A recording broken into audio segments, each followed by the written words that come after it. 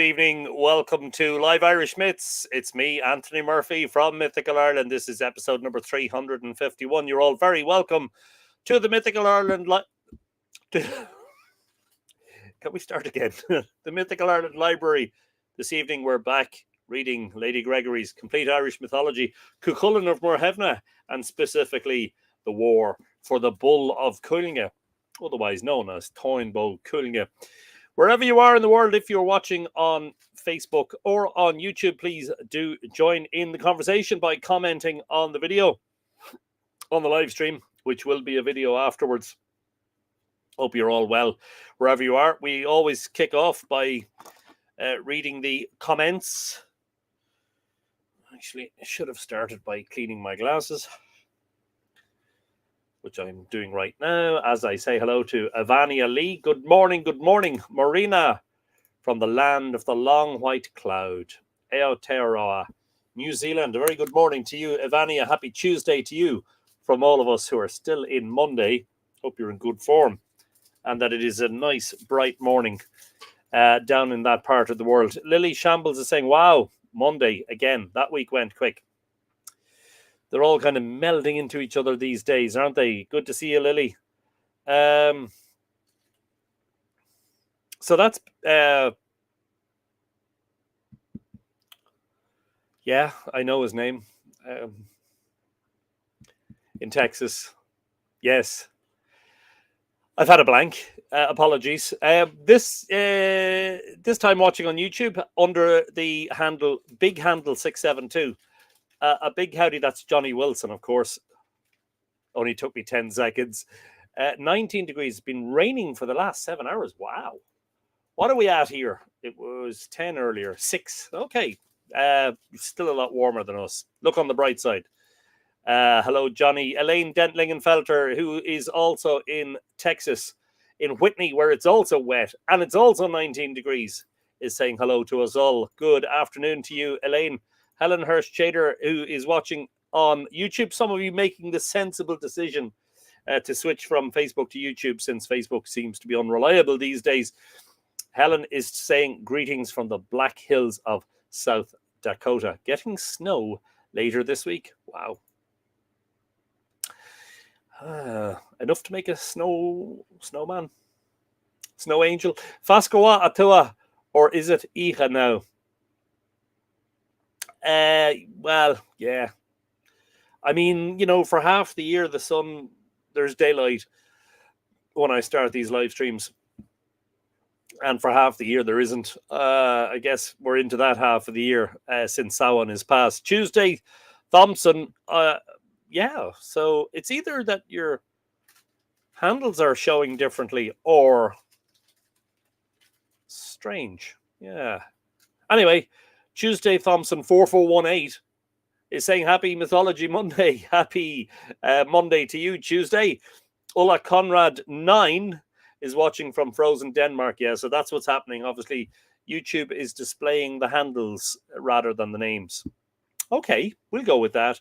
A frozen Denmark. Well, it's not quite frozen here, so keep it over there. Don't send it this way, please. Hopefully it's not too cold. And hopefully you've got a nice log fire blazing and, you know, you keep it warm while watching the stream. Lily is telling us just had a quick check on the weather forecast. Freezing again tonight and tomorrow, then mild for the next couple of weeks. Better than the -6 we had last week. Yeah, it's up and down, isn't it?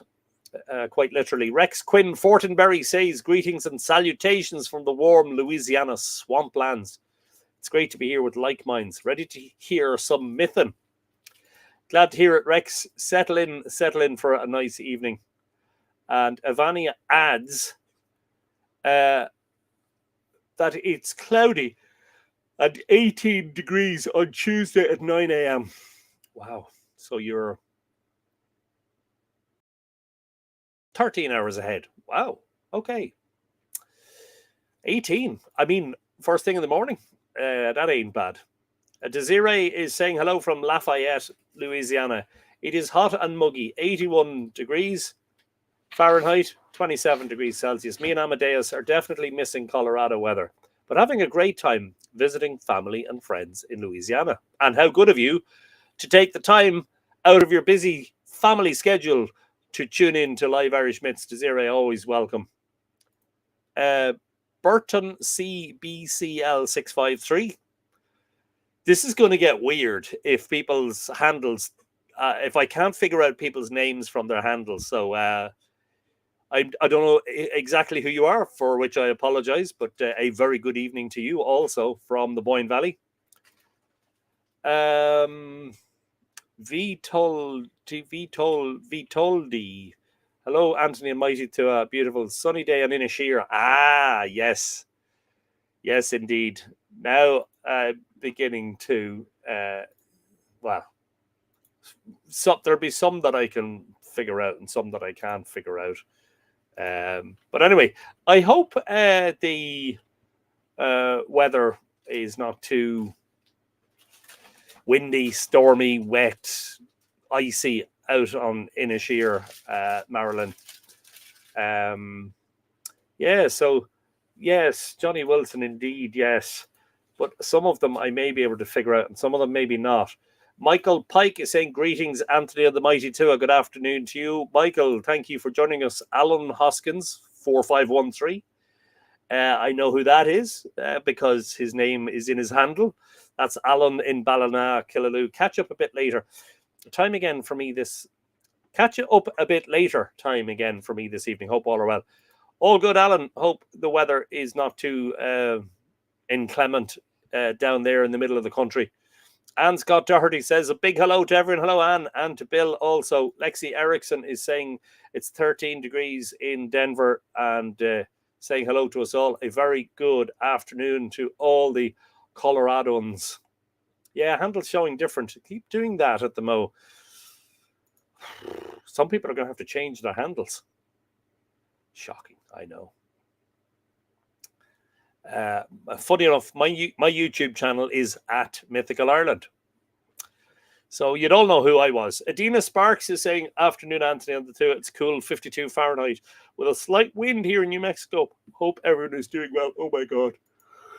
Oh, Anthony, don't stare at that now. 11 degrees Celsius. Oh, that is cool.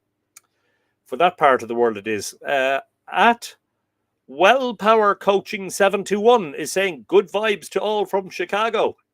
And good vibes right back at you from the Boyne Valley. I don't know who you are, so you may need to tell me your name as a comment. Apologies for that. Anne McCallum is saying, hello, Antone and all the Mighty Two. I hope everyone's in fine fettle. It's a cloudy day here in southwestern Ontario. Was -2 this morning, but now 9. Feeling like a windy 4. Cold and rainy for the rest of the week. Just finished reading some great information about the River Erne Horn, its design and replica by Simon O'Dwyer, his expertise workshop, and hearing him play, plus 2 images of horns being played in early medieval musical group. Fascinating. Yes. And those of you who are paying attention know that I was playing a replica of said Erne Horn yesterday here in Drogheda.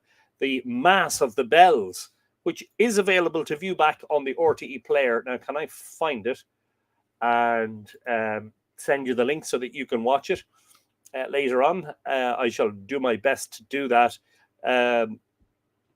Simon, a very, very interesting man, and has done amazing work creating replicas of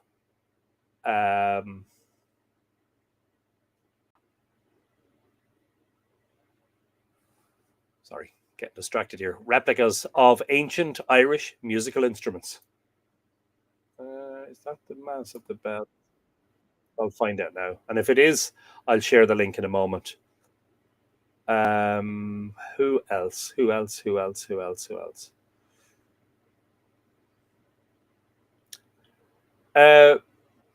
We actually have an east wind going. Sorry. Does that mean it's going to come over this direction?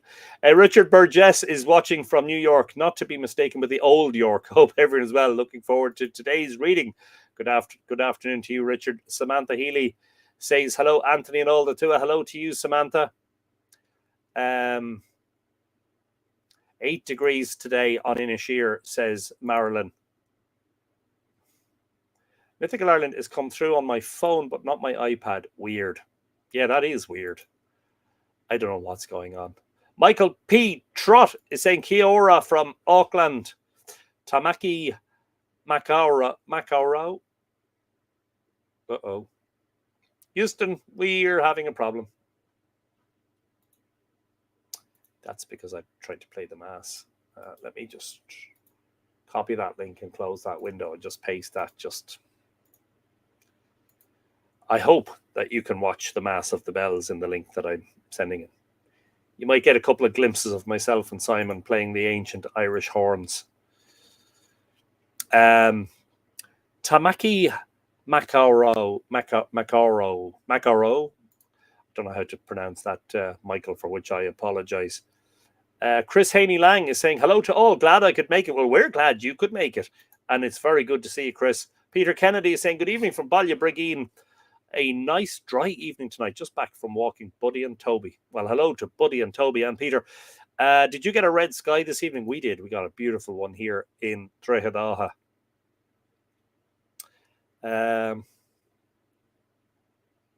Leslie O'Neill sending a sneaky hello because I'm at choir practice in Drogheda. We'll catch up on we'll try again, Anthony. We'll watch on catch up later. Leslie singing in one of the choirs in the Mass of the Bells. Made several appearances on the TV screen. See if you can pick her out. A lot of you don't know what she looks like, but I do. So there you are. So that was that a first? A first in which myself and one of the two got to play music and sing on national TV. I think that probably is a first. Yeah. Enjoy the rehearsal, Leslie. And pay attention to the conductor. Don't be watching your phone. I mean, pay attention to the live stream and don't be watching the conductor. It's a beautiful musical instrument, says Chris. Well, I played 3 yesterday.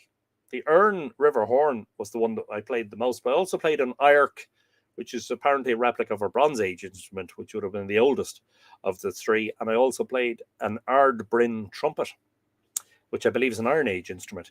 Very clement here, says Alan. A nice sunny day. When the chilly wind stopped blowing, it was almost spring-like. Trees budding, the gorse firs flowering, and young plants poking up through the soil. Crazy. Yep. The seasons, they are changing. I was looking, this is Brian, who is Brian M. I was looking, and whose surname he told me. And can I remember? No, I can't.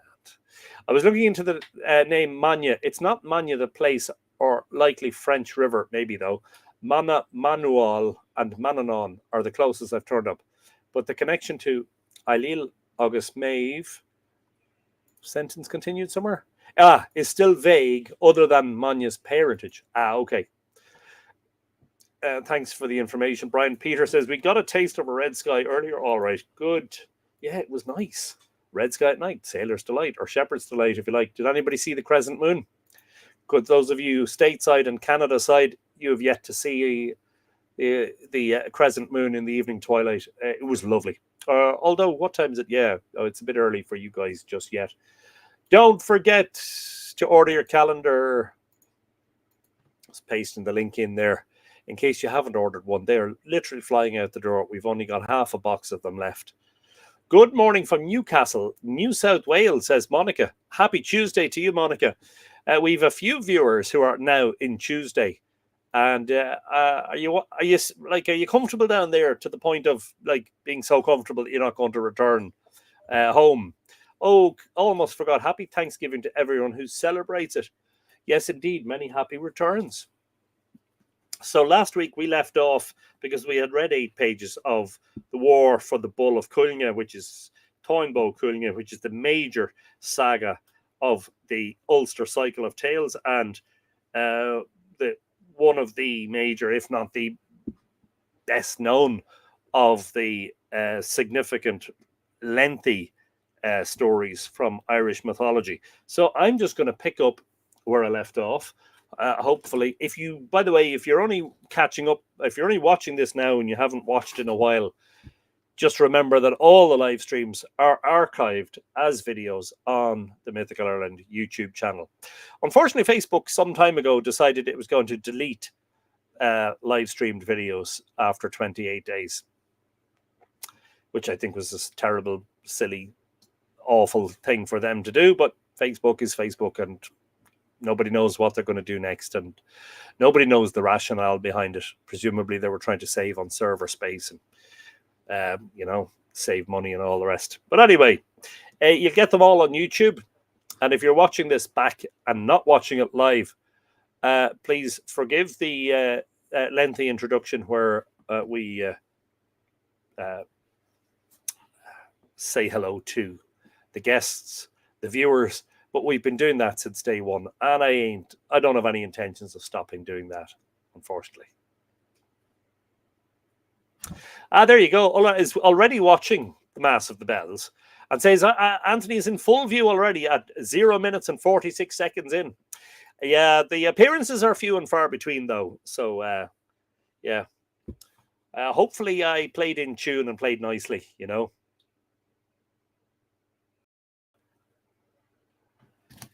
Anyway, there you go. So let us begin where we left off. I'm going to try and finish at 9 o'clock today, if that's all right. Things to do. On the morning of the morrow, they made ready to set out again, but the chief men among them consulted together first what way they could best keep the peace between so many troops and tribes and families. And it is what they settled, to put every troop under its own leader, and to let it, great or small, take a road of its own. Ooh, controversial, splitting the army up. And besides that, they consulted who would be the best man to put over the whole army, to lead them and to show them the way. And they all said Fergus would be the best, for he had been king of Ulster 17 years, until Conchobar put him out of the kingship, and he had stopped on in Ulster after that, until the time Conchobar killed the sons of Uisneach, in spite of the guarantee he had given them. Oh, that's not good. Macarrow.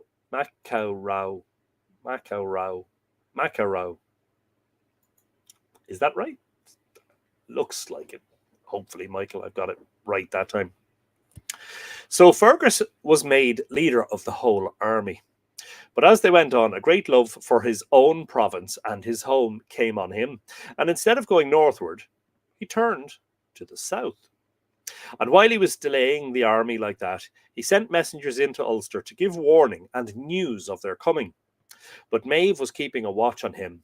And when she saw what had happened, she went to him and said, "Why is it, Fergus, that we have turned again to the south?" Then Fergus knew it was no use to try and deceive her, and they turned again. But they did not go far, but only to the place they had left in the morning. Cuchulain. So they basically went in a circle, by the sounds of it. I'll have to rewatch tonight's episode later, as we will soon be on our way to Sydney at 7 a.m. here. Well, enjoy the trip to Sydney, and say hello to the Opera House for us all. Then Fergus called to mind that they were coming near the borders of Ulster, and that it was likely it would not be long before they would meet with Cuchulain. And he gave a warning to the army and bade them mind themselves well, lest the hound of Muirthemne should fall on them and destroy them. And then the men of Connacht set out again eastward, and when they came to Monacolton, Monacolton,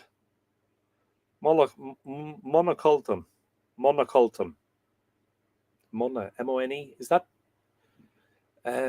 bog, Munye? Monacolton. They saw before them 80 deer in the one herd, and the whole army surrounded them, and all the deer were killed. But if they were, it was the Gailiana, scattered as they were, that killed all the deer but 5, and those 5 were all that were killed by the rest of the men of Ireland. It was on that same day Cuchulain and his father Soltum came to the pillar stone at Ardcullen, for they had got the warning Fergus had sent. And there they let their horses graze, and Soltum's horses cropped the grass to the north of the pillar stone to the earth. But Cuchulain's horses at the south side cropped it to the bare flags, presumably the stones. Catherine Cleary even, joining a bit late, but happy to be joining the tour from a soggy and somewhat overcast San Diego. Oh, it sounds very Irish. Catherine, a very good afternoon to you, and thank you for tuning in. It is in my mind, Sultan, said Cuchulain, that the army of Connacht is not far away from us now. Go now, then, he said, and bring a warning to the men of Ulster, and tell them not to stop in the open plains, but to go into the woods and the valleys of the province, that the men of Ireland may not come upon them. And this is a peculiar facet of warfare in medieval Ireland, right up to the time of the Battle of Kinsale. Sorry, just taking that. I'm warm now. Right up to the time of the 9 Years' War and the Battle of Kinsale. And that is that the Irish tribes would have been sort of adept, shall we say, at fighting in the forests. And that's where they were at their strongest, but not on the open plains. And this is one of the reasons that the Battle of Kinsale went against the Irish in 1601, because they didn't fight in the territory or terrain where they would have been at their strongest. The Battle of Curlew Pass is a good example of a battle in which the Irish forces under, it was Red Hugh O'Donnell, wasn't it, were successful in routing the English precisely because they ambushed them from the trees. The English were ambushed and routed while marching through a pass in the Curlew Mountains near the town of Boyle in the west of Ireland. The English forces suffered heavy casualties. Losses by Allied Irish forces were not recorded, but were probably minimal. And yes, indeed, the Irish rebel force were led by Éoire O'Donnell, or Red Hugh O'Donnell, as he is better known. And if you've seen my calendars, is there one in the 2026 calendar? No, I don't think so. But there was a picture of the statue called the Gaelic Chieftain, which overlooks the N4 between Boyle and Sligo. And that statue of a chieftain on his horse, a very beautiful statue if you haven't seen it, commemorates the Battle of Curlew Pass. So what I'm saying is, in a very long-winded way, is Cuchulain's warning, although this is ostensibly mythology, in reality, this is where the armies of medieval Ireland were most comfortable fighting, in the woods and not on the open plains. Mark Gordon has joined us from Des Moines, Iowa. A very good afternoon to you, Mark. Thank you for joining us. So again, Cuchulain said to Sultan, bring a warning to the men of Ulster and tell them not to stop in the open plains, but to go into the woods and the valleys of the province, that the men of Ireland may not come upon them. Okay, so in this case, he's just telling them to hide, basically. So was all that explaining for nothing? Maybe it was. Apologies. I got diverted down a rabbit hole. How unusual. And you yourself, little son, what will you do? Said Sultan. I must go, said Cuchulain, southward to Chower, that's the hill of Tara, for I promised to go there today to see a young girl of the household of Fedelm of the Fair Shape, Lera's wife. Lera, if I'm not mistaken, if we're talking about the same Lera the High King of Tara, and thus the High King of Ireland. It is a pity for you to go for a thing like that, said Sultan, and you leaving Ulster under the feet of enemies and strangers. I must go indeed, said Cuchulain, for if I break my word to a woman, it will be said from this out that a woman's word is better than a man's. Interesting rationale for abandoning the defence of Ulster at a critical moment. So Sultan set out then to give a warning to the men of Ulster, and Cuchulain went into the oak woods and cut down an oak sapling, twisted it into a ring, and cut a message in it, or on it, in Ogham. And then he forced the ring over the top of the pillar stone and down to the thick part of it. And then he went on to keep his appointment at Chower. It's just pillar stone. It just mentions here the top of the pillar stone. Had we mentioned a pillar stone?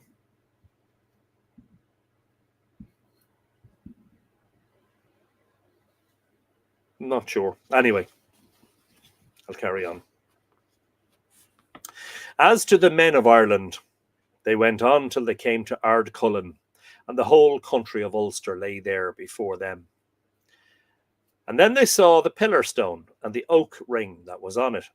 And Ailill took it off and gave it to Fergus and bade him read the Ogham. And what he read on it was Cuchulain's name and the warning on it that the men of Ulster should not pass the pillar stone that night, for if they did, he would do a great revenge on them at the sunrise of the morrow. It would be a pity, said Maeve, that the first blood to be shed after going into the province should be the blood of our own people. It would be best for us to draw blood first on the people of Ulster. I agree to that, said Ailill, for I am loath to go against this ring or the man that twisted it. But let us go into the wood and make our camp there for the night. So they went into the wood and cut a way for the chariots with their swords as they went. And it is from that place it is called Schlacht na Garvat, the cut way of the chariots. until this time. Excuse me.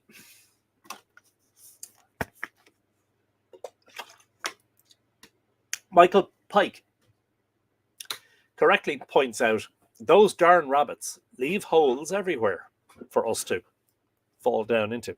So true. Anne McCallum says, oh, that's a brilliant statue. I'm sure I have a photo of that I could share with you. The Gaelic chieftain. Yes, indeed I do. And by the way, you can own your own print of that. Available in 4 different sizes. From medium to large to extra large to super large. Just saying.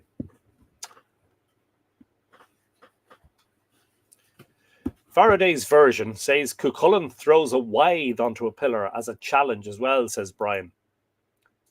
This is why Cuchulain is the divine wrathful guardian of liminal spaces, fords, planes, sacred spaces, worlds, realms, and the rebalancing of power, being mostly associated with that, battle and chariot.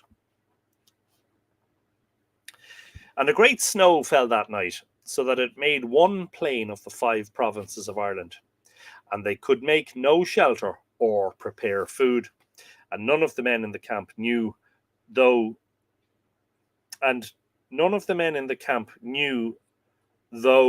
the whole night it friend or enemy was near him. I presume that's supposed to be through the whole night. Was it friend or enemy was near him, until the clear light of the sun fell on the snow in the morning. And then they left that place and went on into Ulster. So that's interesting. So 5 provinces turned into one plain by virtue of the fact that everything was covered in white.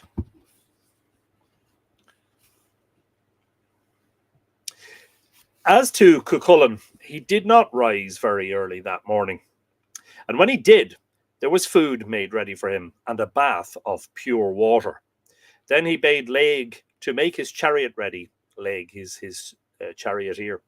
And they set out, and after a while they came to the track of the army of Ireland, where it had gone over the border into Ulster. It's interesting, isn't it? The mention of a border something that became very prevalent in the 20th century with the Troubles. As a child, we also always felt a sense of trepidation crossing the border to visit relatives in Newry, where you'd be stopped at a checkpoint. Well, I mean, my father was driving the car. We'd be stopped at a checkpoint, and a British Army soldier with an automatic rifle around his waist would be asking questions as to what was the purpose of our visit and where were we going and when were we returning and can I see your passport or your driver's license and all that stuff.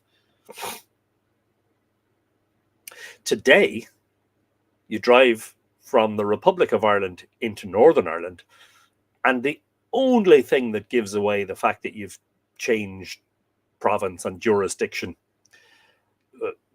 country, if you will, is the fact that the speed limit signs change from kilometres an hour to miles an hour. Well, Laig, said Cuchulain, I have not much luck out of my appointment that I kept last night. For it is expected of one that is watching the borders that the least he should do is to raise a cry or give a warning of the enemy that is coming. And I have missed doing this, so that the men of Ireland have slipped by without news or notice into Ulster. I told you, Cuchulain, said Laig, that if you kept to your meeting last night, some vexation like this would fall on you. Well, Laig, said Cuchulain, let you follow their track now and count them and see what number of the men of Ireland are come over the border. Laig did this, and he came back and told their number as he had counted them. There is a mistake in your counting, said Cuchulain. I will count them myself this time. Then he told their number. It is with yourself the mistake is, Cuchulain, said Laig.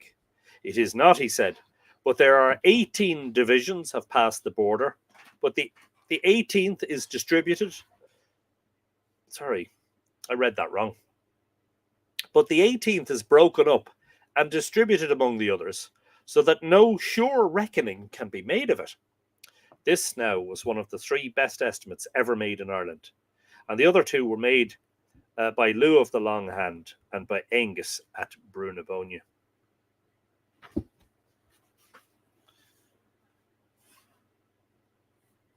Wow.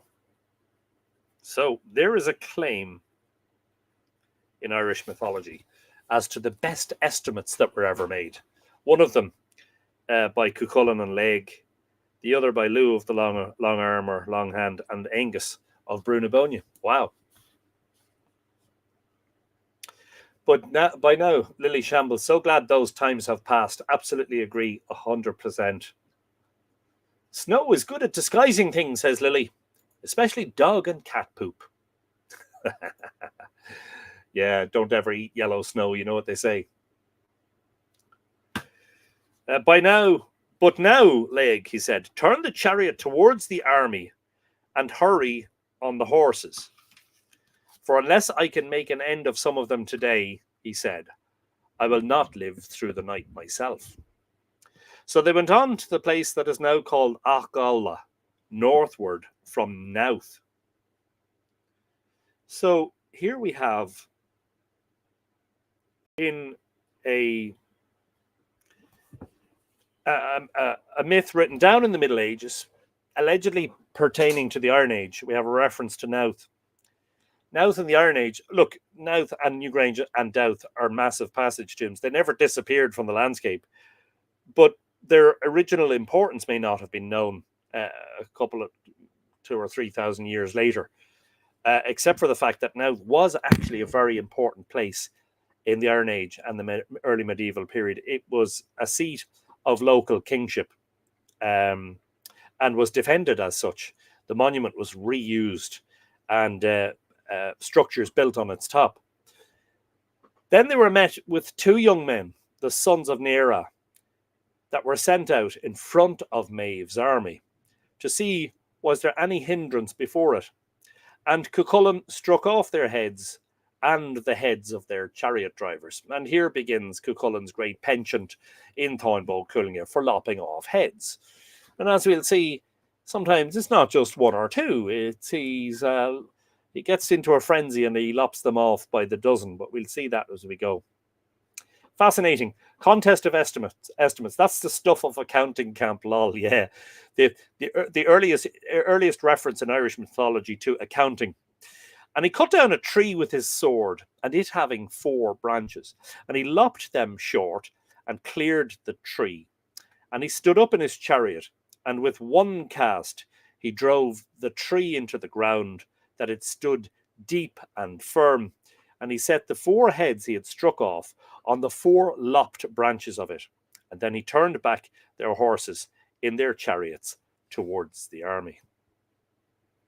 Now, it is the way Maeve used to be going. She in a chariot by herself, and 2 chariots on each side of her. And behind her and before her, the way no sod from the feet of the horses of the army, or foam from their mouths, would touch her clothing. And when she saw the 2 chariots coming back, and the bodies in them without heads, she stopped to see what had happened. "What are these?" she said. They're... That light is flickering and it's annoying me. Oh, it's off altogether now.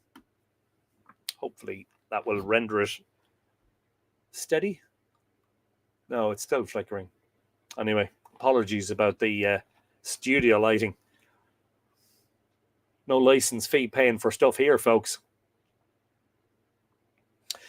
Now it is the way... Yes. "What are these?" she said. "They are the chariots and the bodies of the 2 sons of Nera that went on before us, said her chariot driver. Then she held a council with her chief men, and it is what they agreed, that it must be some part of the army of Ulster was there before them at the ford they were drawing near, and that it was best to send out Cormac Conlungas and his men to see who was in it. For the men of Ulster would not be willing to harm the son of their high king. So Cormac and his troop went on to the ford.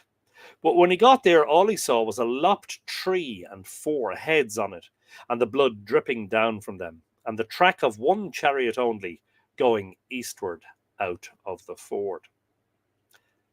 Then the rest of the army came with the other chief men. There is wonder on me, said Ailil. It's spelt, I think I said this last week or the week before, it's spelt Ailil, A-I-L-E-L-L, but I'm saying Ailil. Why is that continuously flickering? That's very annoying. Stop it. Just give steady radiant light. No, it's still doing it. Never mind.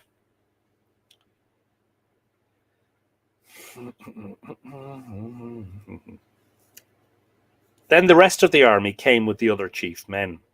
There is wonder on me, said Ailil. Are 4 men to have been made an end of so easily as this? Anybody remembering Fidelm's prophecy from last week? You may wonder as well, said Fergus, at the way this pole was driven into the ground by 1 man. And it will be hard for you to find a man of your army will drag it out again. Do it yourself, Fergus, said Maeve. For you are of my army. So Fergus called for a chariot and stood up in it and gave such a strong pull at the pole that the chariot broke under him. Give me another chariot, he said. And when he had broken 17 of the war chariots of Connacht, one after another, he had, and not so much as loosened the pole, Maeve said, Leave off now, Fergus, from breaking my people's chariots. And if you yourself had not been with us on this march, she said, we would have been up with the men of Ulster before now, and we would have taken men and cattle. Oh, look who's arrived for his weekly. Oh, yeah. Oh, you see, he knows the camera and the lights are on. Oh, yeah. You coming up to say hello? You coming up? Coming up? Oh, yeah. Sure, look. Do you want to read? Oh, look, he's looking all look regal and as if to say, no, I'm just going to behave as if there's nobody watching. No. He knows the world is watching, don't you? Huh? Don't you? Yeah. Oh, yeah. You take more of that. Yeah. I'm covered in dog hair now. What do you think of that? Hmm? What do you say? What do you say, Coda? Hmm? What do you say? Hmm? Yeah. Now, are you going to let me read? Are we going to do a reading? Or you? Oh, you're just going to stay. Well, you can. I mean, no problem. Oh, yeah. Okay. All right. Okay. All right. He's like, if you stop rubbing me, look, watch what happens. I didn't. He went down. Usually, when you stop rubbing me, then he starts nudging you to say, "Why have you stopped rubbing?" Yes, indeed.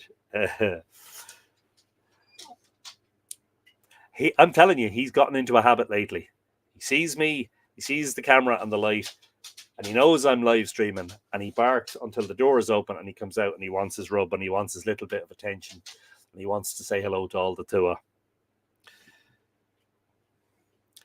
And I know well why you did this. It was to give the men of Ulster time to get over their weakness and their pains, and to come out against us to defend their bull and their cattle. Give me my own chariot, then, said Fergus. So they gave him his own chariot, and he got up in it and gave a great pull at the pole. But neither the frame nor the wheels of his chariot started or strained like the others. And he pulled up the pole, and he gave it into Ailill's hand. And Ailill looked at it and said, There is dread on me of the man that set that pole there. Do you think? There is dread on me of the man that set that pole there. Do you think, Fergus, he said, was it Conchobar the High King that did it? It was not, said Fergus. For if Conchobar had come here, his army would have come along with him, and all the men of Ulster, and he would not have been so near to you without offering you battle. And by this time, whichever got the better would be boasting of it.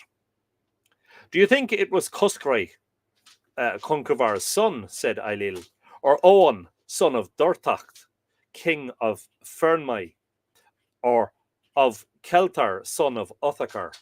I do not, said Fergus, but it is what I think, that it was my own foster son and Conchobar's that was here, Cuchulain, son of Soltam. We heard you often talking at Crochan about that young man, and what is his age at this time? His age is of no great matter, said Fergus, for he did great deeds when he was but a soft child. He is young enough yet, said Maeve, and I think it will not be hard to find someone of our own men that will get the better of this wild hound. For he has but the one body to wound or to put to flight. You will get no one, said Fergus, among your fighting men and your young men and your champions that will be able to put down Cuchulain. They stopped there then and made their camp and rested that night with food and music. A lot of comments about Coda. I think he started to like his weekly appearance.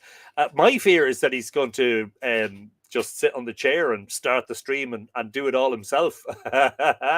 Says you might be, yeah. Then I can see the viewership figures really skyrocketing. At last, somebody interesting to watch and listen to. Yes, indeed. And it was in that night Fergus gave Maeve and Ailill the whole story of the boy deeds of Cuchulain, and how he used to have a stone for a pillow, and no one dared to wake him, lest he might chance to give them a blow of the stone in his anger. And he told of one night when he was asleep, and Conchobar was attacked and was beaten by Owen, son of Durtacht. And Cuchulain was awakened by the cries of the beaten men that were running away.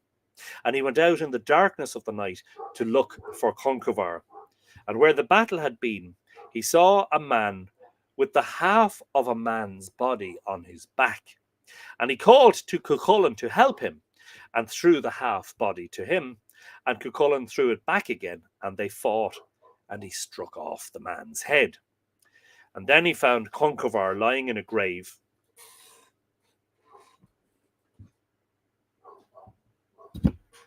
Sorry. I dropped my bookmark, aka a Mythical Ireland business card.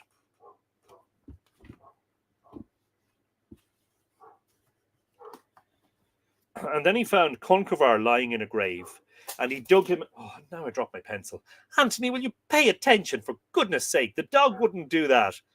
Hey, let's have a vote. Who thinks Coda should present Live Irish Myths on his own from now on? I wouldn't dare organise such a vote, because I suspect it would go against me. You can't beat cuteness and fur.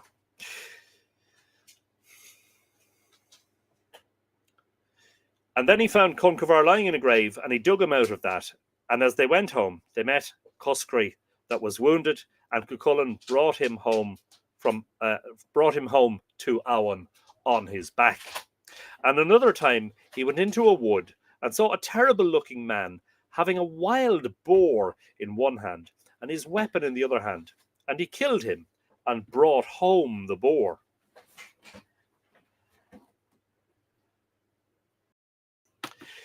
And another time, when the men of Ulster were in their weakness, 3 times 9 sea robbers came to Awan. That's 3 times 9. That's that famous number, 27. 3 nines, 27. That's a lunar number. It is the tropical lunar month, or the sidereal lunar month. Yeah, 3 times 9 sea robbers came to Awan, and the women ran shrieking to the palace when they saw them.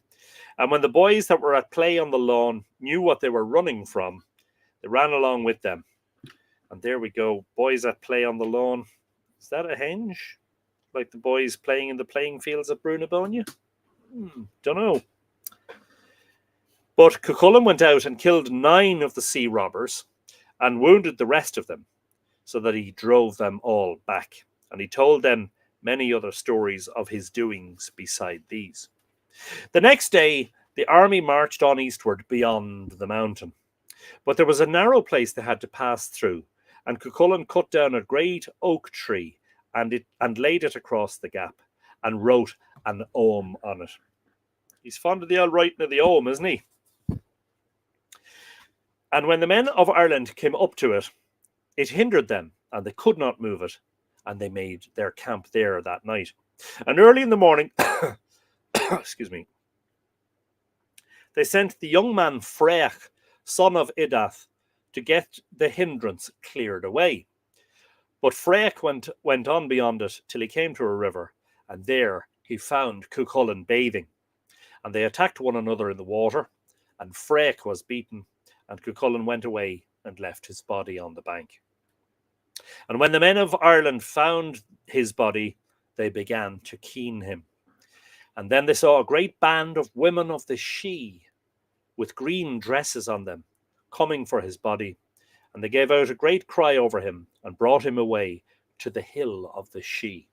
And Findavar cried after him, and went to see the green bank where he was lying.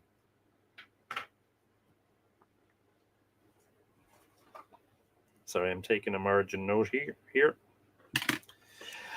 And they knew that Cuchulain was not far from them, for presently Maeve's little dog, Boschne, got his death by a stone from a sling.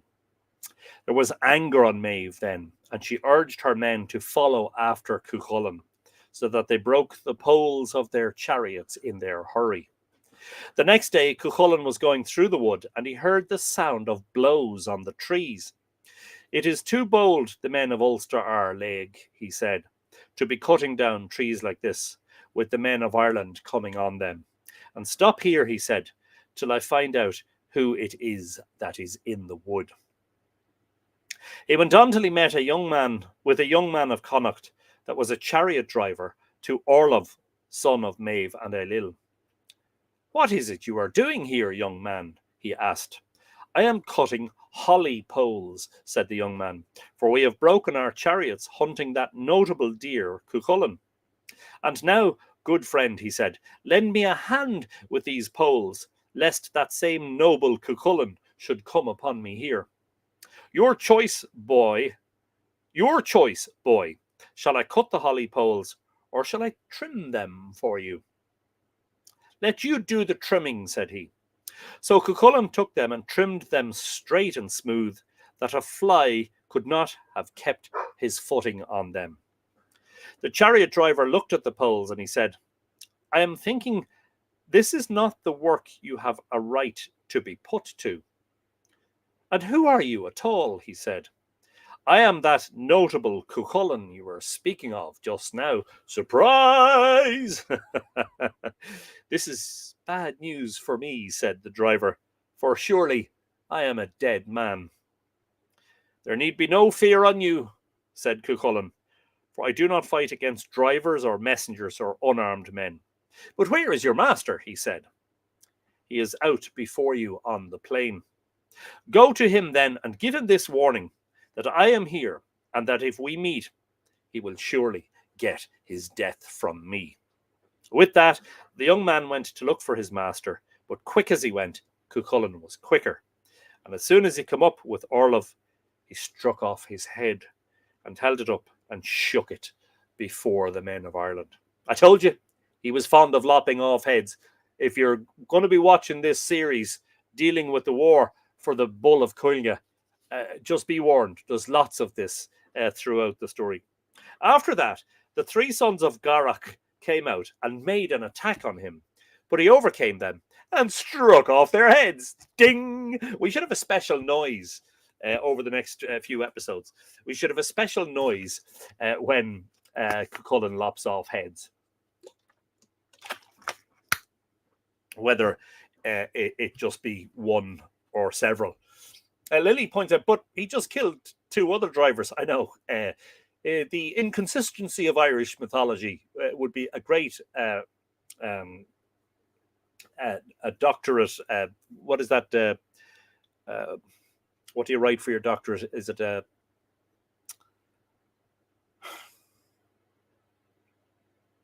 not a thesis? Is it a thesis? Or what's the other one? Oh, God. Oh, I hate the way the words don't come when you need them. Yeah, I'm drawing a blank. I guess this is why they never made a movie of this, said Jazire. Well, they'd need lots of dummies with heads that could be lopped off, you know? Just saying. And struck off their heads. We should just come up with some comical noise, because it's going to be beep. It's going to be. We're going to hear that noise a lot over the next few episodes. And he killed their chariot drivers as well, that they had armed against him. And Lehan and his chariot driver came against him, and he killed them in the same way. No, a dissertation. Thank you. Yes, indeed. That is the one I was looking for. Thank you, Marilyn, for saving my blood. Well, I'm still blushing because I didn't think of it myself. But hey, you know, it was there, but it just couldn't travel down to there fast enough. Yeah. Perhaps you should bring some church bells every time they strike off the heads. I definitely need to come up with some sort of a really funny noise, you know. At that time, the harpers of Cainbille came to Maeve's camp and played on their magic harps. But the men of Ireland thought it might be as spies they came, and they drove them out of the camp and followed after them till they came to the great stone of Leckmore. The great stone of Leckmore. Folks, what do you think Leckmore means? Translated from the Irish, it literally means big stone. They followed after them until they came to the great stone of Great Stone. Leckmore. But when they thought to overtake them there, the harpers took on themselves the shape of wild deer and went away. And it was on the same day that Cuchulain, with 2 casts of a sling stone, killed the squirrel and the pet bird that were sitting on Maeve's 2 shoulders. It's kind of cruel, isn't it? He's already killed her pet dog. Now he's killed her squirrel and her pet bird. I mean, oh, that's just not nice. So yeah, maybe it's not a good idea for Hollywood to get involved here, you know? So the harpers become Wild deer. Interesting. You know, it's fascinating because I'm always interested in mentions of deer in Irish mythology because in the Neolithic, the people who built the great monuments of the Stone Age, the passage tombs, buried in them um, sacred objects made out of red deer antler. And at Carrow Keel in Sligo on the Brickleave Mountains, in fact, before those tombs were ever used for human burial, red deer antler objects were buried in them, or placed in them if you prefer. Then the men of Ireland came to Mybray and Muirthemne and carried off and destroyed all before them. And Fergus warned them that Cuchulain was not far off, and that he would do a great vengeance on them, since they had spoiled Muirthemne. Told you before, last week and in previous episodes, Muirthemne, the ancient name for this area that I'm in here, called County Louth today. Curiously, named after Lou Samil Donach, or Lou Lovefather, Cuchulain's spiritual father. So fascinating that. And it was, remember I was talking about Muirthemne, the plain covered by the magic sea, and the monster that swam in it, the Mata, and Dagda clubbed it on the head 3 times to make it go away, and the waters dissipated. And it was at this time Louis, son of Muish, that had gone into Connacht with Fergus, went secretly to Cuchulain and told him of all that was going on in the camp, and of the dread of him that was on all the men of Ireland, so that they did not dare to stir out alone, and that he himself was true to him yet, still loyal. Good evening, everyone from Mid Wales. I completely forgot it was Monday. I'm helping my mum move house after 50 years here, and it's been quite a mission. Hope you're all well, and I'll enjoy catching the last bit now. Wow, 50 years. That has to be an emotional move as well. So I'm sure there's the physical effort of moving, but it's also an emotional tug, no doubt. But thank you for joining us, Mavanwe. And speaking of people who I didn't even know were here, Rothio is saying, stranger, so you said you were looking for Cuchulain to come to you. You're in very good luck, or a bad one, because I'm the one and only Cuchulain. Oh, dang, I'm very doomed, aren't I? And luckily enough, he wasn't doomed. But he probably will be later at some point, you know, when the heads are lopping off by the half dozen and the dozen, you know. Just checking that I didn't miss anything. Oh, there, yeah, I did indeed miss Rossi's hello. Sorry for being late. I was making food, and hey, nothing comes in the way of making food, not even live Irish myths. You're forgiven, but don't let it happen again. Sorry. Yes, indeed. Carry on, Anthony. And now that the army was coming so near to Cuchulain, the war goddess, the battle crow, the Morrigu, came and sat on a pillar stone at Chower, and gave a warning to the brown bull of Cuchulain, and it is what she said. Have a care, and keep a good watch, my poor bull, or the men of Ireland will come on you and will drive you away to their camp. And when the bull heard the warning, he brought 50 of his heifers with him and went away to a valley of Slieve Cuchulain, which is Slieve Gullion. So if she sat on a pillar stone at Tara, was that Leah Foyle?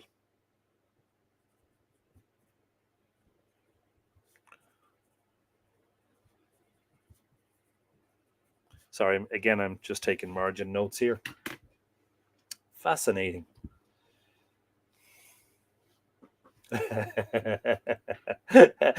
I think, Lexi, I think that's in relation to the noise that we should hear every time Cuchulain lops off heads in this story. Ka-thunk. That's a good one, actually. I think that might be the one. Unless, of course, anybody can come up with a better noise. And the men of Ireland came on, bringing the herds of cattle they took on the way, where there was no one to defend them. And of course, this is why, in part, why it's called a cattle raid. And again, it reflects a reality in early medieval Irish society. And that is, everybody's wealth was measured by the size of their cattle herd. And if you wanted to commit the equivalent of a bank robbery in, for instance, the first millennium AD, you couldn't rob any coinage because nobody had coins. You robbed people's cattle. That's how you did it, giving rise to lots of tales in which cattle raiding is a theme. And they stopped for the night at Muirthemne, and there Maeve bade one of her women go down to the stream for water. And the woman was wearing Maeve's golden covering on her head. And Cuchulain saw her, and he thought it was Maeve herself that was in it. And he made a cast of a stone and killed her. And the gold covering was broken in pieces. So here he is killing a lone woman with a slingshot. So in this case, it's a slingshot, and he's not lopping off heads. This is another way he kills people. And then there's the barbed spear, the gay bulga. So there'll be different noises for different killing methods. So we need a noise for when he uses the slingshot and fires a stone at somebody and kills them. So we have kathunk for lopping off of heads. So we need a noise now for the stone. And they were delayed there for a while, for the river was in flood, and when they tried to cross it, the chariots that went in were swept away to the sea. And one of Maeve's best men, Ola, that she sent to try the depth of it, was swept along with them. And while they were stopping there, Cuchulain killed Ryan and Ray, R-A-E-N and R-A-E, Ryan and Ray, that were come to tell the story of the war, and 100 men along with them. So here, it doesn't say how Cuchulain killed these 100 plus men, but there you go. So we have to come up with also a noise for a killing in which the method is not described. Then Maeve said, "Some man of you must go out and stand against Cuchulain to save the army." "It is not I that will go," said one of them. "It is not I," said all the others, "for Cuchulain is no easy man to stand against." Then, when none of them would go out, Maeve made them cut a way through the mountain before them, that it might be left as a lasting disgrace to Ulster. So they did this, and it is called the Berna Ullad, the Gap of Ulster, to this day. And so there's an origin myth, really, isn't that what we would call that? An origin story. And yeah, that gap is there today, to this day. It's how the main M1 road from linking Dublin and Belfast passes across the border between Dundalk and Newry. So that's an origin myth, really. Fascinating.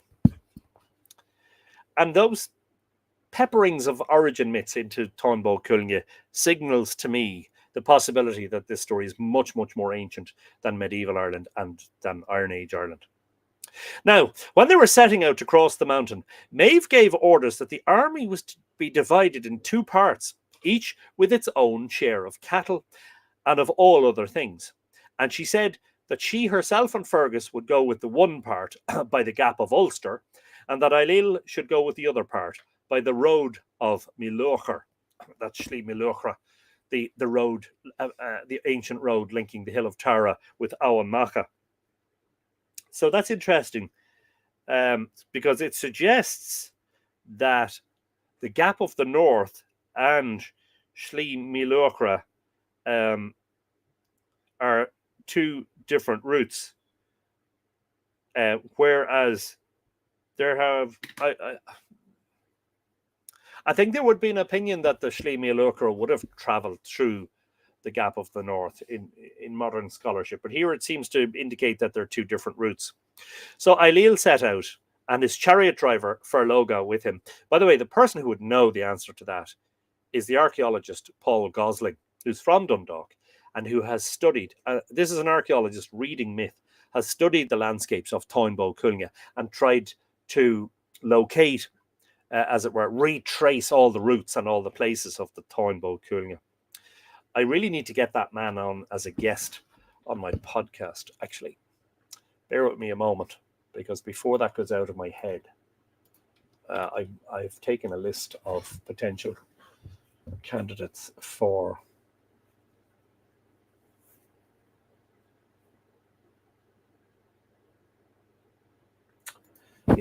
podcast guests.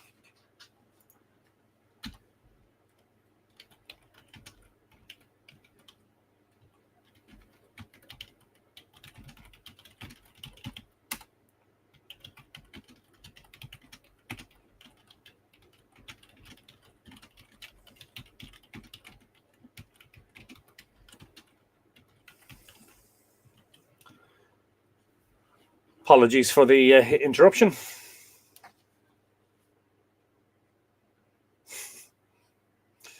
Alva Kelly is suggesting a killing sound. Arr! But in the sound of Kermit the Frog. Arr! I'm Kermit the Frog. Yeah. My Kermit impression is very poor, admittedly. Boing for the bow and arrow. Boing. Yeah. How about boink? Swish ka thunk. Ooh. Yeah.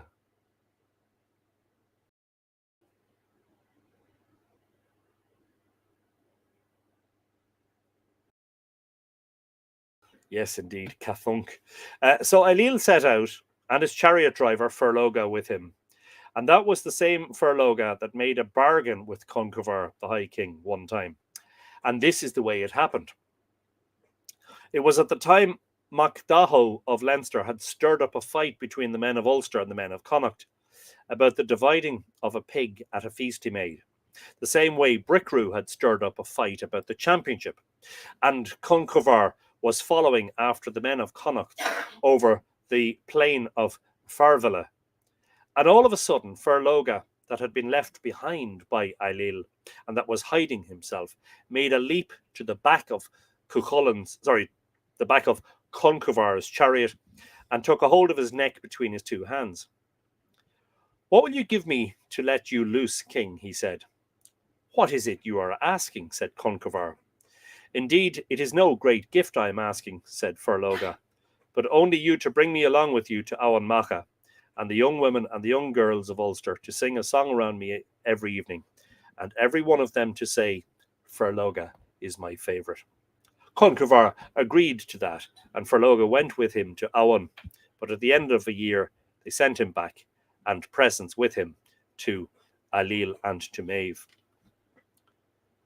At that time, a suspicion came on Ailil that there was some understanding between Maeve and Fergus, and he bade Ferloga to keep a watch on them. After a while, Ferloga saw that Maeve and Fergus had stopped in a wood behind the rest of the army, and he followed after them quietly, the way they would not hear him, and there he found Fergus's sword lying on the ground. So he took the sword out of the sheath, and he cut a wooden sword and shaped it, and put it into the sheath in its place. And he brought Fergus's sword back to Ailil, and told him how he had found it. And Ailil bade him hide it in his chariot. When Fergus saw that his sword was gone, and a wooden one was put in its place, there was great confusion on him. But Ailil said nothing of it when they met, but asked him to come and play a game of chess with him. And at the game they quarrelled, and Ailil said sharp words of blame to Fergus and to Maeve, and they answered him back, and Fergus bade him give up his sword. But Ailil said he would never give it to him until the day of the great battle would come between the men of Ireland and the men of Ulster. So I'm just checking the old. So, yeah, nearly finished. I did say I'd finish at 9 o'clock, and it's 9 minutes past.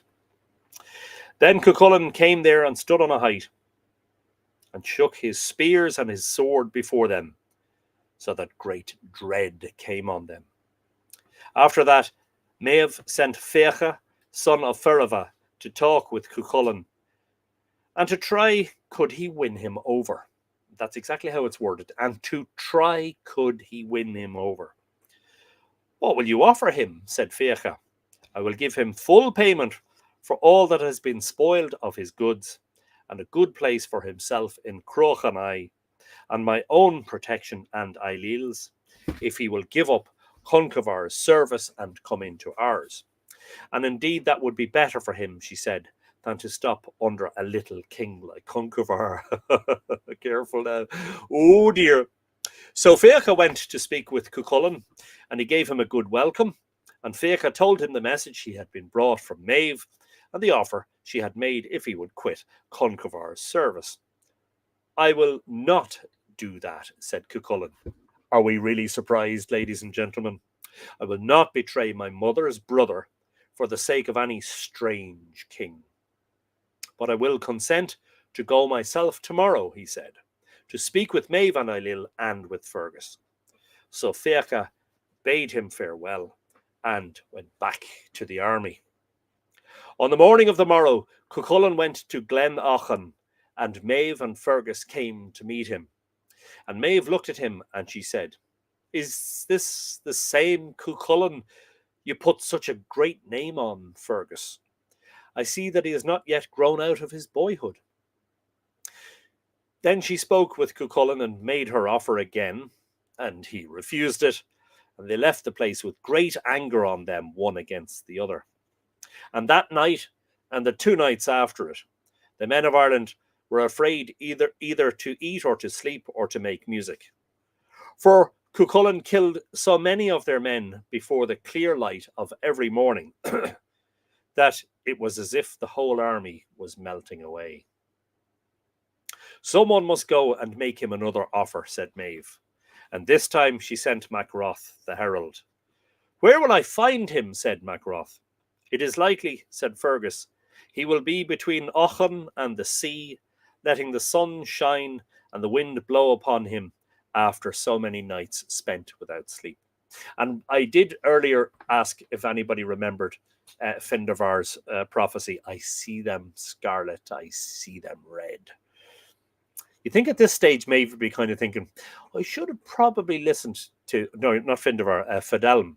I should have probably listened to Fedelm and perhaps not gone ahead with this exploit. But sure, look, I'm invested in it now. Sure, we'll carry on and keep the fingers crossed. It was there he found him, sure enough, and Laig keeping a watch a good way off. "There is an armed man coming towards us, Cuchulain," said Laig. "What sort of a man is he?" said Cuchulain.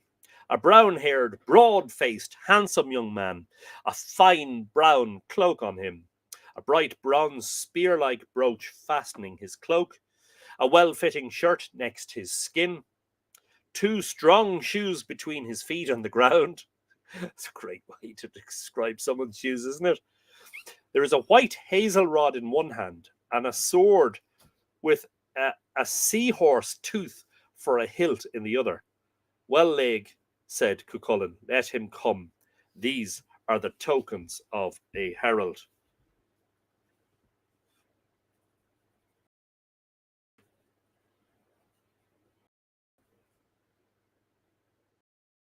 Seahorse tooth.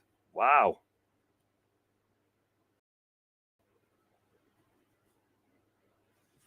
And the white hazel rod. Who did we meet in myth before who was carrying a fork of white hazel? Macroth came up to them and asked, "Who are you serving under, young man?" "We are serving under Conchobar, High King of Ulster." "Can you tell me where I can find Cuchulain, that has killed so many of the men of Ireland?" Whatever you would say to him, you may say to me," said Cuchulain. Then Macroth told him all the new offers he had brought from Maeve. And Cuchulain said, "I am Cuchulain that you were looking for, and I refuse all your offers." So Macroth went back to the camp. "Did you find Cuchulain?" said Maeve. "I found," he said, "an angry boy between Auchan and the sea, and I do not know if it was Cuchulain." "Did he take your offer?" said Maeve. "He did not," said Macroth. "It was Cuchulain he was talking to," said Fergus. "You must go to him again," said Maeve, "and make new offers." So Macroth went out again to make some terms with Cuchulain, but he refused all his offers. What was the noise again? I just have to try and remember it, since we're nearly finished, and I might have to remember for next week. What was it? Cathunk, wasn't it? Or something like that, I think.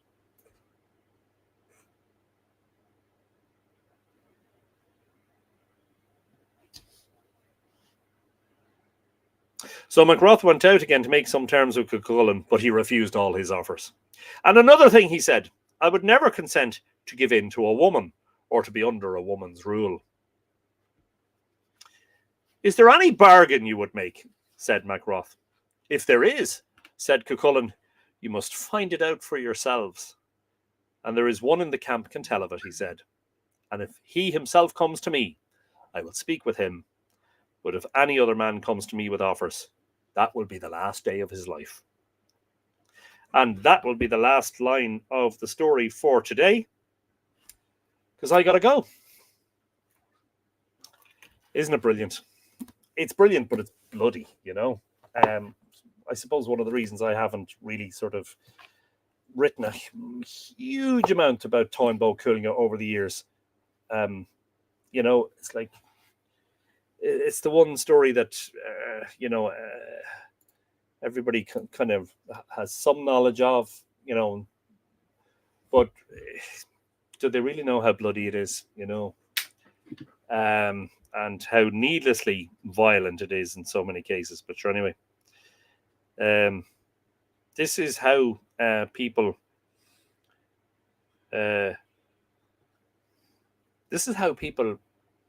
used to entertain themselves with stories of slaughter. Could you imagine this being told around, you know, a medieval campfire? You know, and the children present having to go to bed and not have nightmares, you know. Oh, cliffhanger is that Edina. Yes, indeed. This is the way to leave it, guaranteeing people want to come back next time. Alva is saying, we've moved house and my schedule changed, so I haven't been here for ages, but I'm glad the reading of Irish Myths continues. Yes, it does. And you're always welcome, Alva, whenever you can. Of course, you can watch back the video afterwards, you know. It's a wild hero myth with a difference to the Iliad of ancient Greece. Wild is one word, yes. I see him clad with a grassy bed. Is that like mafia speak? Is it, you'll be swimming with the fishes? Nah, folks won't watch the film. No one cares how many people die, but kill off animals and folks won't watch. Think of Bambi and Warship Down. No one shows these films to their kids these days. Thank you, Helen. You're very welcome. Glad you enjoyed it, Desiree. Cody made yet another appearance. And hello to Amadeus. And of course, all the bow wows, all the doggies, all of the furry friends and animals of various shapes and sizes and descriptions and sounds and noises, you know. Eat your veggies or Cuchulain is going to lop off your head. Kathung. Yeah. I was just thinking around a campfire. Yes, indeed. Anyway, I'll leave it there. How enjoyable it has been to have your company, as always. Don't forget, there's lots more on the Mythical Ireland website, especially if you're new. Subscribe to the YouTube channel, because there's hundreds and hundreds of videos on there, including the previous 350 episodes of Live Irish Myths. Do sign up for the email newsletter over on mythicalireland.com. That's free. And if you want to support Mythical Ireland and continue to help make all of this happen and more, subscribe to the podcast and other stuff at patreon.com/Mythical Ireland. And that address is scrolling at the bottom of the live stream throughout the live streams. And that is honestly one of the single most important things making all of this possible. Patronage. Do what you can. In the meantime, Anne McCallum, thank you. Always a pleasure to have your company. Thank you, one and all, and we'll see you next week. More guest dogs, says Gretchen. I think that'll get a big thumbs up from the tour, personally. Is this the last broadcast of Samhain of November? Yes. Wow. Next week we're into Nullig. We're into December next week. Wow. Fascinating. Anyway, good night all. Ichawa Kolosov. Slán go fóil agus tóg go bugé.